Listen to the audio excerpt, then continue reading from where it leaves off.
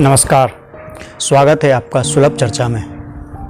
आज सुलभ चर्चा के इस एपिसोड में हम बात करेंगे वीरांगना नांगेली के बारे में। दलित उत्थान के लिए डॉक्टर अंबेडकर को तो पूरे विश्व में ख्याति प्राप्त है, परंतु वीरांगना नांगेली को मुश्किल से ही कुछ लोग जानते हैं। ऐसा क्यों है? उन्होंने दलित उत्थान के लिए ऐसा क्या किया?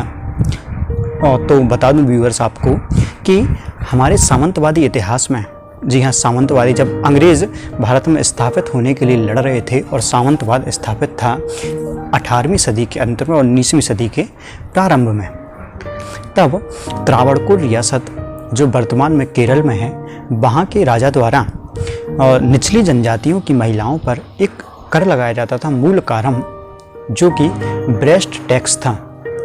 इसमें निचली जनजाति की महिलाओं को अपनी कमर से ऊपर वस्त्र पहनने के लिए, अपने ब्रेस्ट को ढकने के लिए कर देना पड़ता था और इस कर की गणना उनके ब्रेस्ट के आकार और वजन के आधार पर की जाती थी, जो वास्तव में गरिमाहीन था और ऐसे करों की या ऐसी किसी भी कुरीति या कुप्रथा की सरल भारत या संपूर्ण भारत, हमारा संविधान और वर्तमान के सभी नागरिक निंदा करते हैं कि ऐसे गरिमाहीन जीवन कैसे कोई कर सकता है।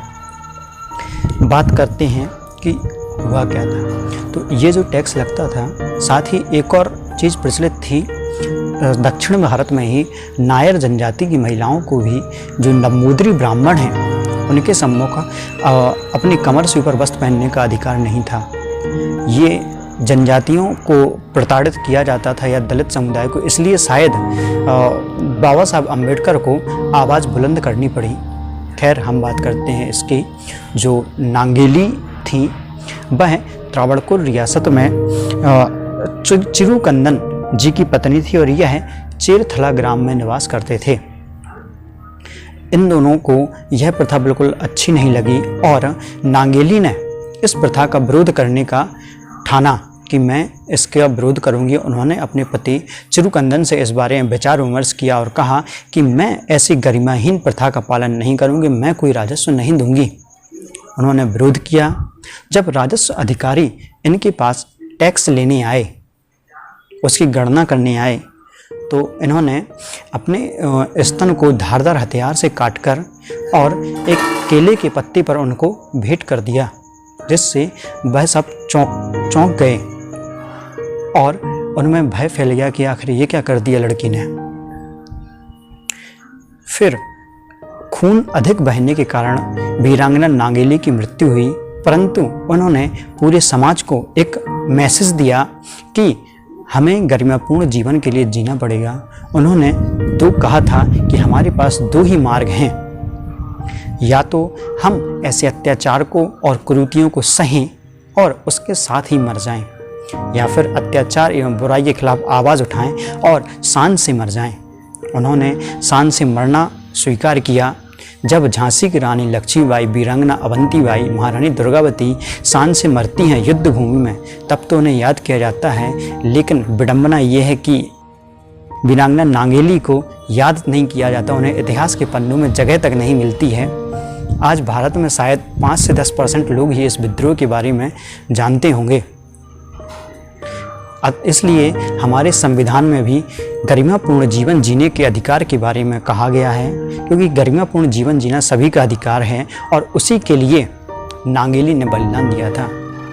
तब जब उन्होंने बलिदान दिया, तब इसके बारे में जन आक्रोश फूटा और फिर 1813 से लेकर 1859 तक कई बार इसके खिलाफ कानून बना और टूटा।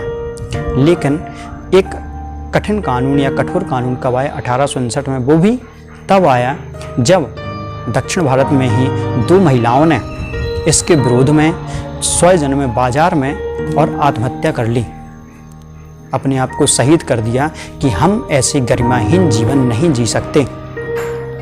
तब जन आक्रोश बहुत फूटा, आंदोलन बढ़ा और इस उग्र होते आंदोलन को देखते हुए वहाँ के राजा ने इस टैक्स को पूर्णतः समाप्त कर दिया।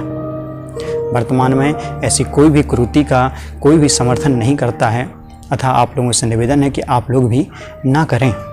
अंत में 2 पंक्तियाँ आप लोगों को सुनाना चाहूँगा, जो किसी ने कही हैं कि आसमां में उड़ते परिंदों को जाति और धर्म का पता नहीं है।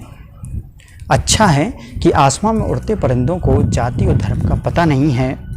अगर ऐसा पता होता आसमान से, अगर ऐसा पता होता तो आसमान से बूंदों की जगह रक्त बहा करता। तो इसी के साथ मैं अपनी वाणी को विराम देता हूँ।